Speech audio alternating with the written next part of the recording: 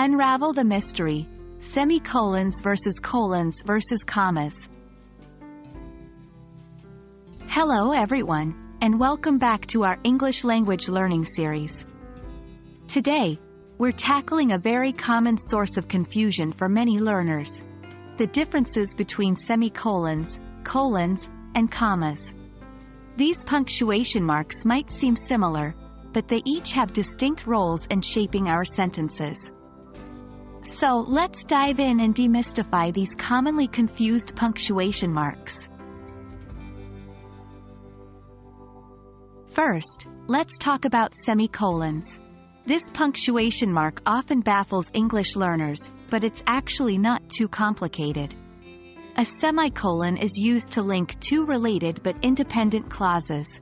These are clauses that could stand alone as sentences but are connected in thought.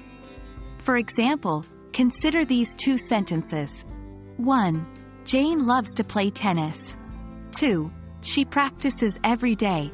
As separate sentences, they are fine. But we could also link them with a semicolon like this. Jane loves to play tennis. She practices every day.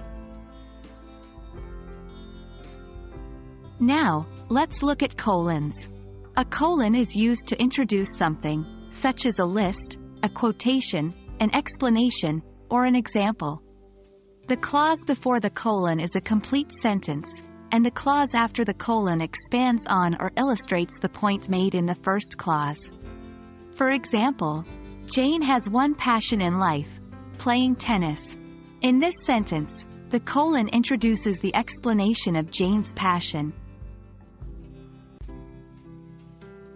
Lastly, we have commas. Commas have many uses in English, but one of the most common is to separate items in a list or to separate dependent clauses from the rest of the sentence. For example, Jane plays tennis, reads books, and loves to travel. In this sentence, the commas separate the items in the list of things Jane does.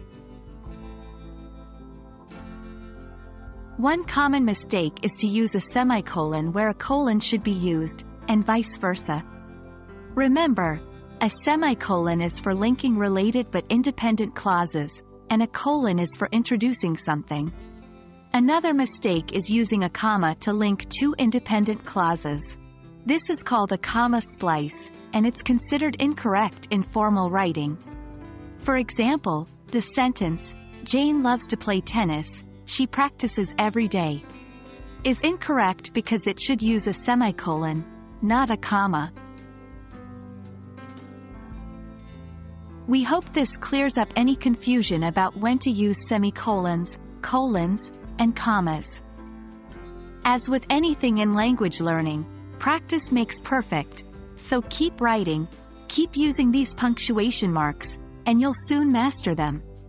Thank you for joining us, and until next time, happy learning.